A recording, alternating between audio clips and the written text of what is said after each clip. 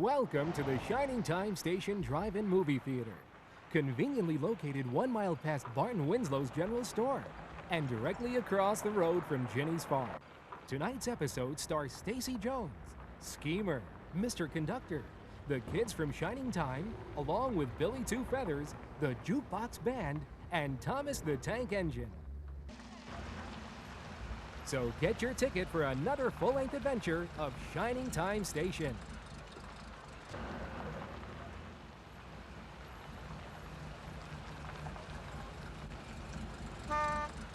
While you're waiting, don't forget to visit our snack bar. We have freshly popped popcorn and plenty of it. And you can get an ice cold drink to go along with it. The following is a paid advertisement from Ginny of Farmer's Dell.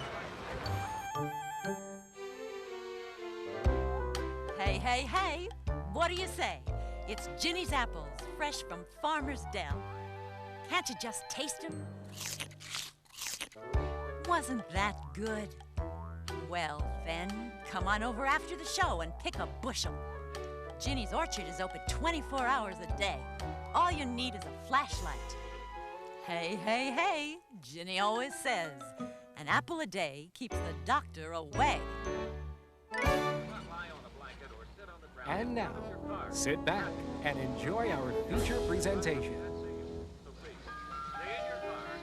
Reach for the speed, reach for the whistle, go where the rail may run. Reach for the words, reach for the story, follow the rainbow sun. To a shining time station, where dreams can come true, waiting there for you.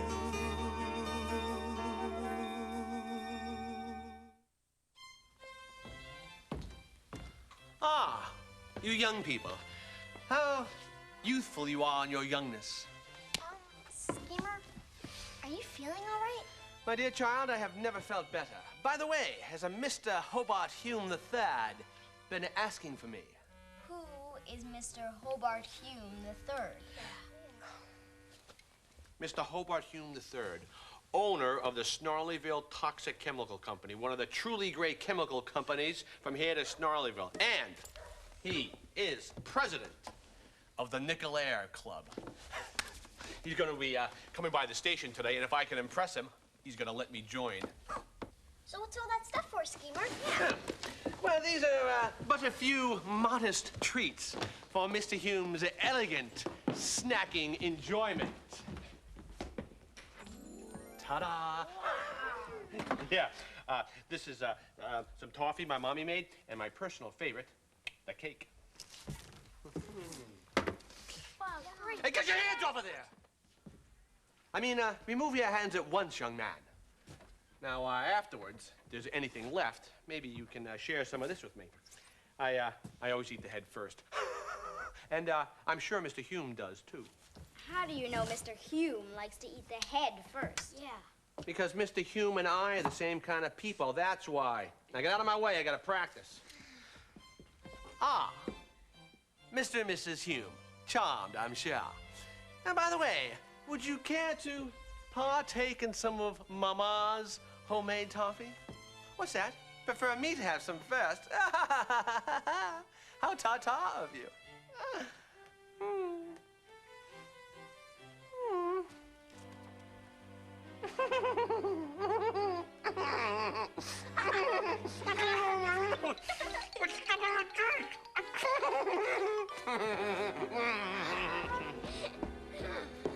I don't think Mr. Hume is gonna like Schemer's toffee. But how come Hobart Hume III has to come to check out the station? Yeah. What's that got to do with Schemer being in his club? Maybe Hobart wants to see if he can hold club meetings here. Did I hear someone mention a club? Mr. Conductor, Schemer's going to join the Nickel Air Club. Well, clubs can be fun. I belong to two myself. One is the Messy Club. Once a month, the Messy Club meets and makes a big mess of things. My house, my backyard, you name it. I do that all the time, and I'm not even in a club. But then who has to clean it all up? Who else? The Clean Club. I'm a member of that one, too. They're both very exclusive, which means that not just anybody can join. What do you have to do to become a member? You have to be me. I'm the only member of each one. In fact, I'm off to a meeting of the Messy Club right now. I can't wait to mess things up. I'll tell you how it goes. Oh, I'm late. I hope I don't start without me. Children, I have been to my tailor, picked up my tux, and we are moving uptown. Yeah, if Schemer gets in the Nickel Air Club, we'll go too. Can't you just see this old jukebox in their fancy schmancy lounge? Important people gathering all around with lots of nickels. And Schemer actually showing some class for once. I mean, can you dig it? Or can you dig it?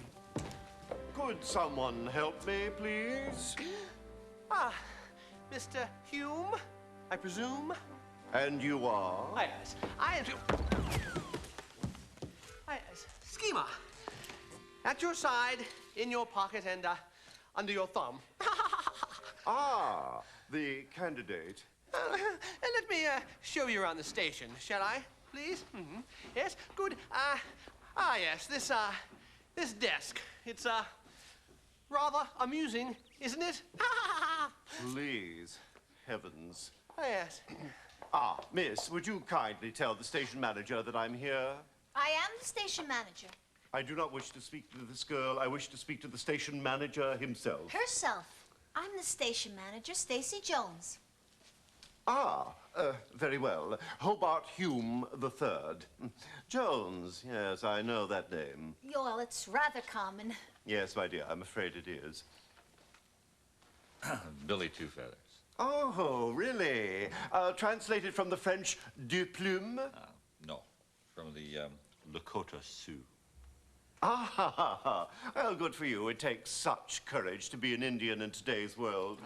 We don't say Indian around Shining Time Station. We say Native American. Oh, yes, and a terrific Native American as well. Schemer, this is all rather tedious. Perhaps you could provide some entertainment, or perhaps the children could. A song, maybe? Oh, yes, they'd love to. You're kidding, right? Oh, Dan, don't be so juvenile, Dan. So then, Hob, old man, old boy, how does old Joe Clark sound? Hmm? You know that one, don't you? Of course not. Well, whatever you say. Yes.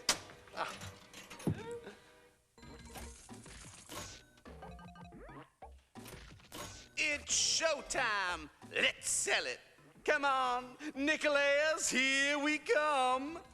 Old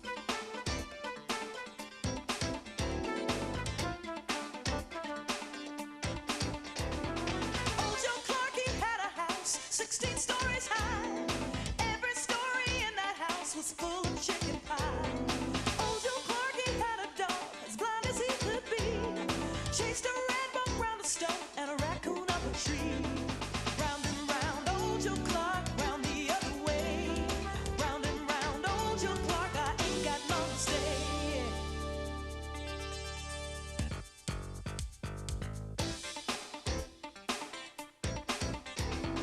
I went down to old Joe's house, never been there before. He slept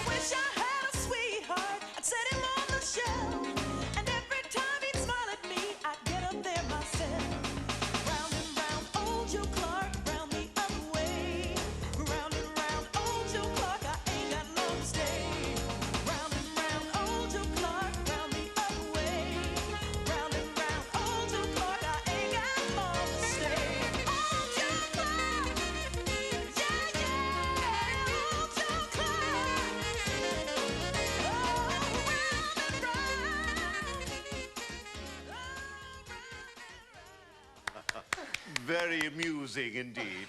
How clever to keep children on hand to entertain. Yes, it is rather clever. And how about that music, Hobe? Dreadful, of course. Yes, of course it was.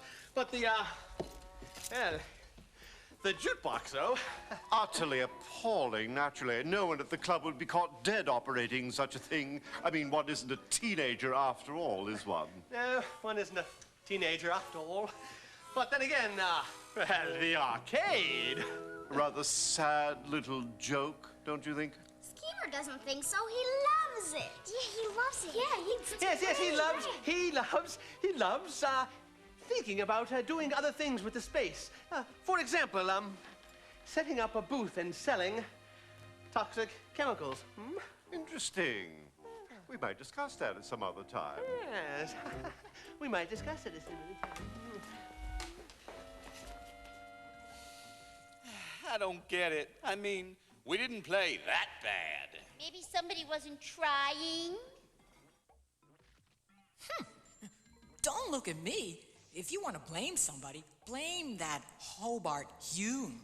Hey, if Schemer joins that club, Tex, what happens to us? I suppose they'll just leave us here, Rex. Or sell us to an antique store and put us up for sale, real cheap. Oh. Or put us in the basement with a sheet over us till the end of time.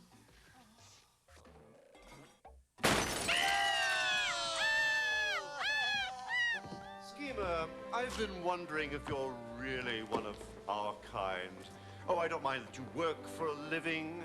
We're much more tolerant of that sort of thing than we used to be, alas. Well, things were quite different 50 years ago. Isn't that right, sir?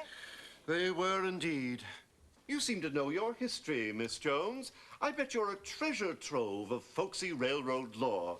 Why not entertain us with some railroad stories, Miss Jones? Oh, you don't really want to hear my stories, sir.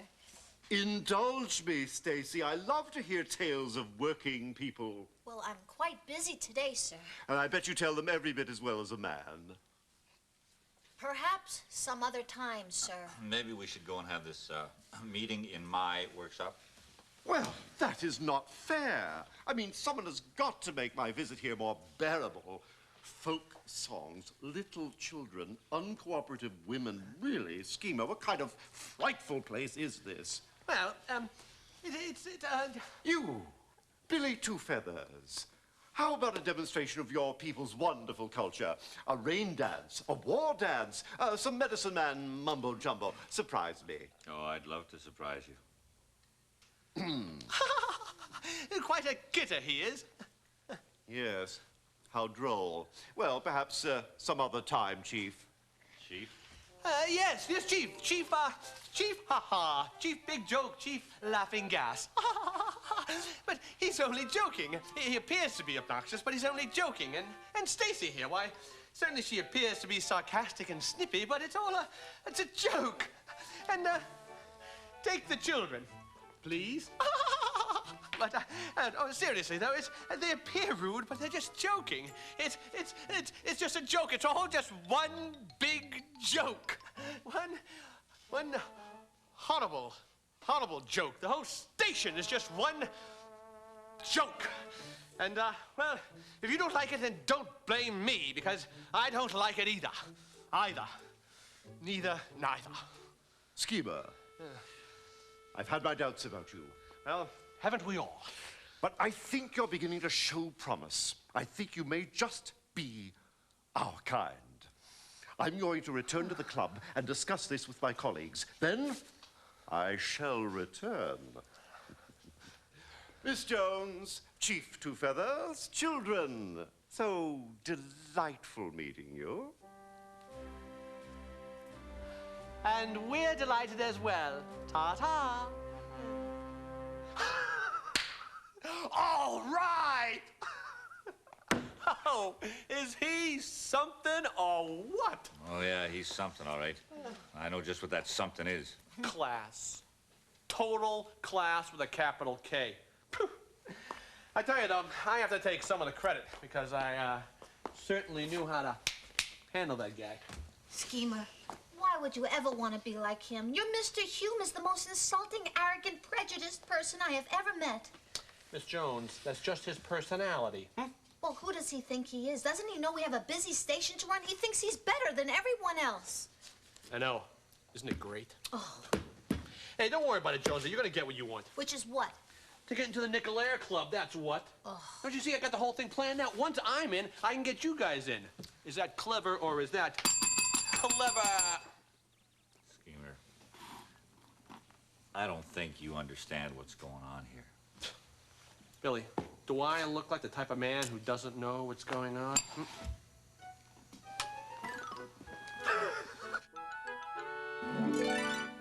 The meeting of the Clean Club is in session. Thank goodness we got rid of that guy in the Messy Club. I wish we could join your clubs, Mr. Conductor. Schemers doesn't sound like much fun. Well, Stacy says that Mr. Hume thinks he's better than everyone else. But everybody wants to feel good about themselves, don't they? Yeah. Well, some people feel too good about themselves. The engines on the island of Sodor have the same problem. Take the story of Oliver, the new engine. Well, you can't take it unless I give it to you, right? On a clear day when the sky is blue and there's just enough breeze to blow the clouds away, you can stand on the big hill above the valley and watch Duck and Oliver far below, busily at work on Duck's branch line near the sea. The two engines are very proud of their matching coats of gleaming color.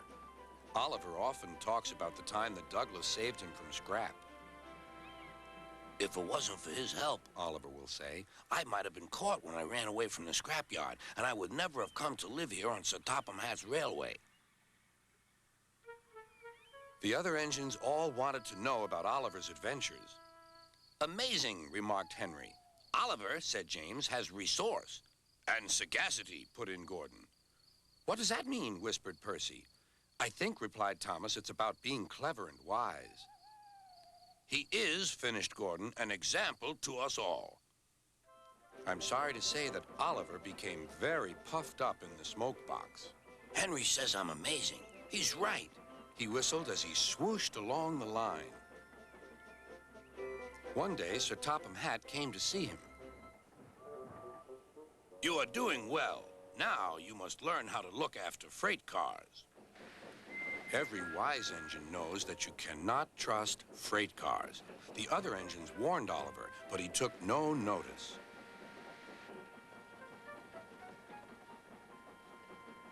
You think I can't manage, he said, huffily. Gordon knows better. He says I'm sagacious. You may be good gracious or whatever you call it, but cars can be troublesome, and... Say no more, Duck, interrupted Donald. It's a pity, but the wee engine will just have to learn for himself. Oliver pulled some loaded cars to a siding and pushed the empties to the chute.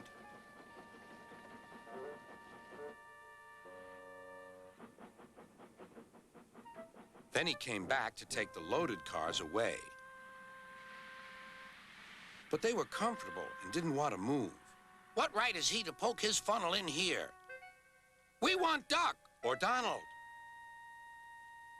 Or Douglas. Look sharp, puffed Oliver. That's not the way to speak, hissed the cars. We'll get even. Oliver heard nothing. The cars moved smoothly at first, then suddenly Oliver felt them push forward. His driver applied the brakes, but they were useless against the surging cars. On, yelled the cars. Oliver fought hard, but still they forced him on and on.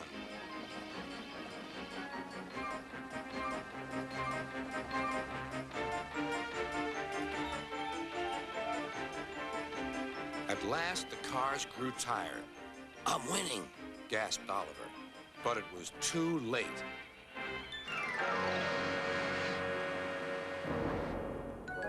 Oliver lay bruised and bemused, bunker down in the turntable well. Duck surveyed the damage. Hello, Oliver. Are you being a good, gracious engine? Beg pardon, but we really don't like this sort of surprise. Donald and Douglas will miss their turntable until it is mended. That evening, Oliver was hauled gently to safety. I'm sorry, sir, he said to Sir Topham Hatt. I should have listened to Duck's advice. I don't feel good gracious or whatever it is. I just feel silly. Well, Oliver, replied Sir Topham Hatt, now you know the damage cars can do.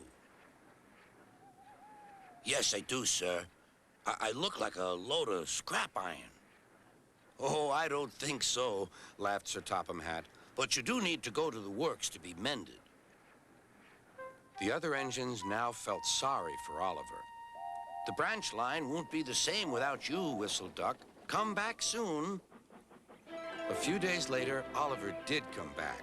His coat gleamed brighter than ever. He was a wiser engine, too, and never made a mistake about cars again.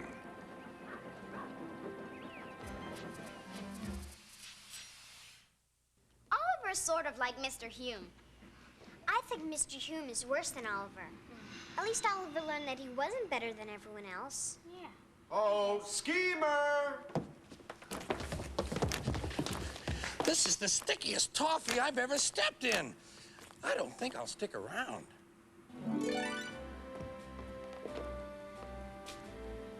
Where is everybody? Where is Chief Two Arrows and little Stacy with her folksy yarns? Ah, here you are. Stacy, be a good girl and spin us a few yarns. I don't think so, Mr. Hume. Isn't that just like a woman? They lead you on and then they change their minds. What about you, Chief? Going to let me down too? No dance? Sir, Mr. Hume, I think I will tell you a story. Ah, wonderful. Yes, it's about a station manager and a club. Once upon a time, there was a person who ran a train station on the Indian Valley Railroad. What a coincidence. Yes. And this station was one of the most important places in town, and everybody knew and loved this station manager. Well, there can't be all work and no play, so this person decided to join the local business and social club. However, the members of this club would not let this station manager join. And why? Because this person was a woman, and the name of the club was the Nickel-Air Club, Mr. Hume. And that person was my grandmother, Gracie Jones. A heartbreaking story, but I'm afraid that was before my time. Well, it might have been before your time, Mr. Hobart Hume III, but you are exactly like your grandfather, Hobart Hume I, the founder and the president of the Nickel-Air Club. You walk into this busy train station and you expect everyone to just stop what they're doing and entertain you? Well, that's insensitive and insulting. And you know what the sad thing is, Mr. Hume? You don't have to be this way. You weren't born prejudiced. It's something that you learned from someone like your grandfather. And I feel sorry for you because of all the wonderful people that you'll never get to know because you think that you're superior to everyone else. Well, you're welcome to use this train station if you have a train to catch, Mr. Hume. But I would like you to conduct your business for your club elsewhere. Well, I never. You know, Mr. Hume, where I come from, we have a name for people like you. We call them bigots. But when they come here, they don't seem to stay that long. Not at Shining Time Station. And they don't seem to come back. Ah, Hume, old man, old boy. Ah, I see you've been chatting with Billy. He's nervous because he wants to join the club. They all want to join the club. Isn't that right, children? That's so cute. Yes, I told Stacy that once I'm in the club, then we'll let Billy, Stacy, and the kids in as well. Right, Hugh? Heavens, man. Talk sense. Whatever do you mean? May I remind you, we are talking of the Nickel-Air Club. We don't want them in our club. They're children. Well, yes, but I... Also, Miss Jones will not be admitted because, like her grandmother, she is a woman. Well, yes, but I still... And Mr. Two Ponies will not be admitted because Because he is an Indian. Well, yes, I know, but I And still let think... nobody call me prejudiced either. I would feel the same about anybody who is not exactly like me. Well, yes, but... They are not our kind of people. And I do mean our kind of people, Schemer, because now you are my kind of people. Well, yes, but... All you have to do is cut off that curl, and you're one of us.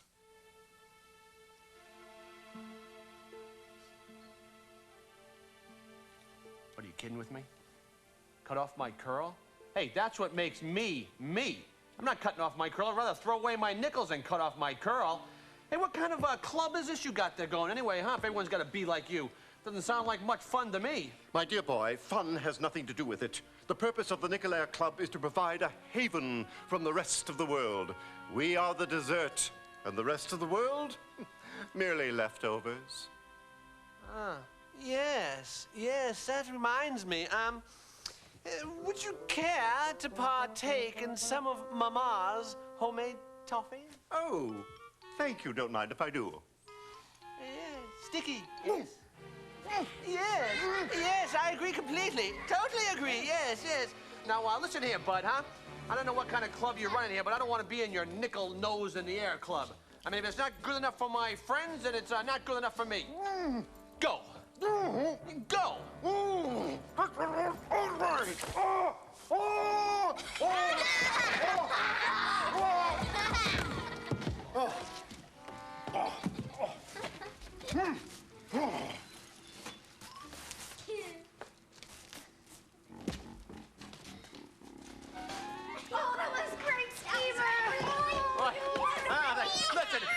Listen, if the club's not good enough for my friends, it's just not good enough for me. Well, we're proud of you, Schemer. Hey, what a klutz falling down, huh? Hey, I'm proud of me, too. I tell you, though, can you believe that, though? I mean, it was... Whoa! She always put that in my mouth.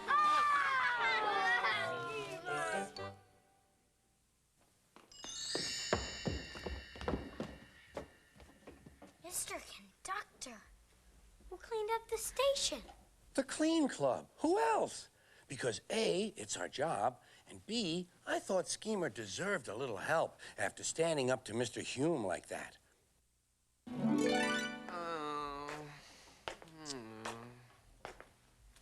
What's wrong, Schemer? I just wish that there was a good club to join, you know? Hey, who straightened up the place? I guess you could say it was one of your fans. Hey, come on. What are you talking about? What are you saying? Come on, what are you saying? Okay, Schemer, we have an announcement to make. We're starting a whole new club that everybody can be in. Yeah. But we want you to be our very, very first member.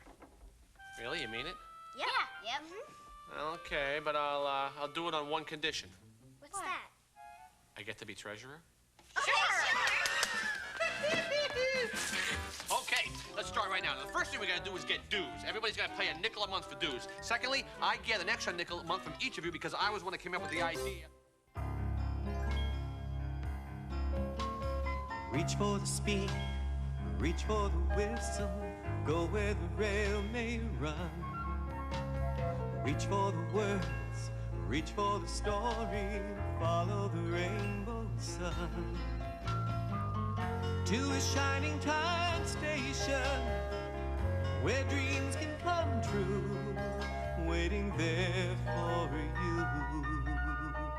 So much to see, so far to travel, so much to learn to know.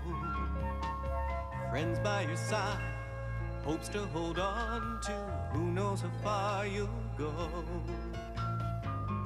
To a shining time station, where dreams can come true, your own imagination waiting there for you.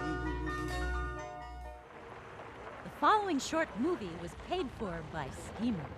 We had nothing to do with it. And now, Schemer presents a series of really worthwhile buying, can't-miss inspirational video lessons that sometimes teach you stuff. produced by Schemer, written by Schemer, directed by Schemer, and starring Schemer as himself. Taped on location in his very own room. And now, let's join me.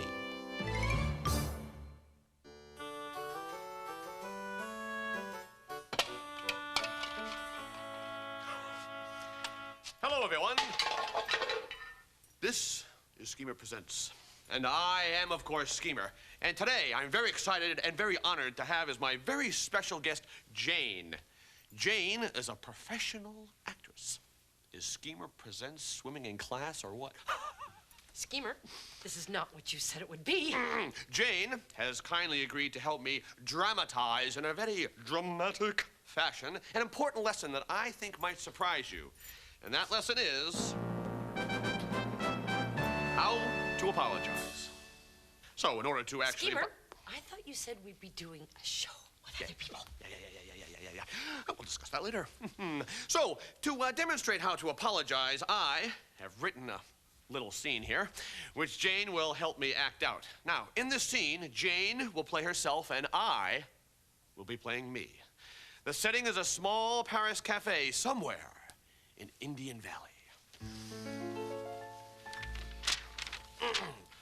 Hi, Jane.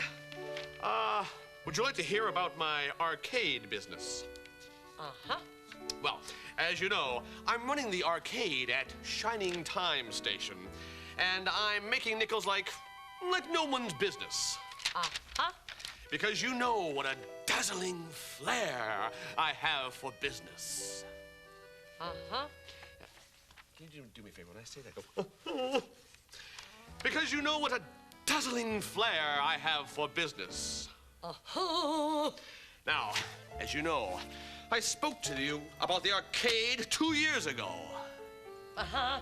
Yet you have never found it within your will to come visit me once, or put a nickel in the jukebox, or buy even a single cheese doodle. Oh, Jane, Jane, I believe you owe me an apology.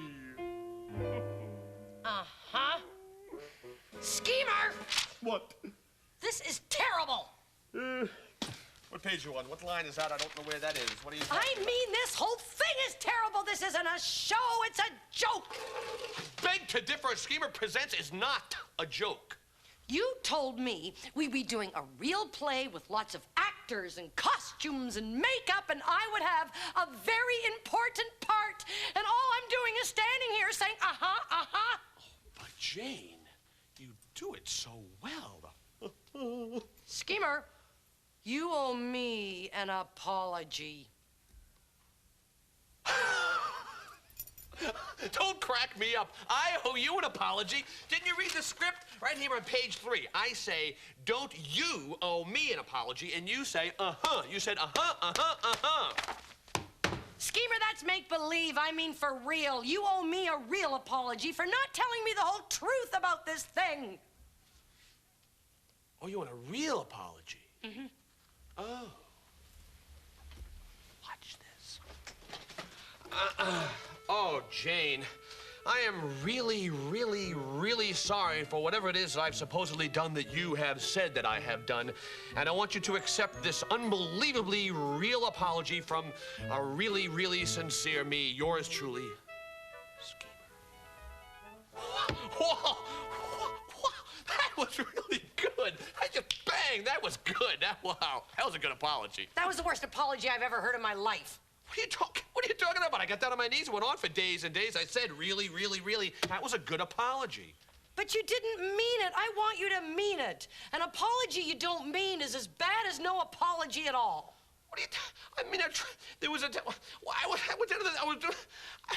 was trying to make an apology. I was trying. Well, Schemer, you don't have to try to make it up. You just have to realize how the other person is feeling. Then your apology is real. Now, how would you feel if I misled you like that? I would have been angry. I would have got mad. Or it would have been like, you know, I'm an important businessman. I've got better things to do than to come down here and go, for half an hour when I could have been doing other stuff. Oh, I'm sorry. I guess I do owe you an apology.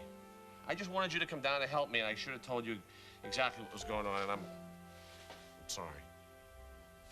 Thank you. I accept your apology. I'll see you later. Okay. Thanks. Thank you. Bye-bye. Thank you. Boy, this calls for a song. Ding, ding, ding, ding. Ready? Here we go. You can say you're sappy, or you can say you're happy, or you can say you're jumpy, or you can say you're lumpy, but you better mean it when you say you're sorry. You better mean it when you say you're sorry. Mean it when you say you're sorry and apologize. Wow, I really messed things up with Jane today, though. But, I did do it in a dramatic way. And I've got it all on tape, so now I've got a show. Wow. Once again, when Schemer says he's going to present, Schemer presents. That's why I feel okay about hoping to see you seeing me next time when Schemer presents. Schemer presents. Oh.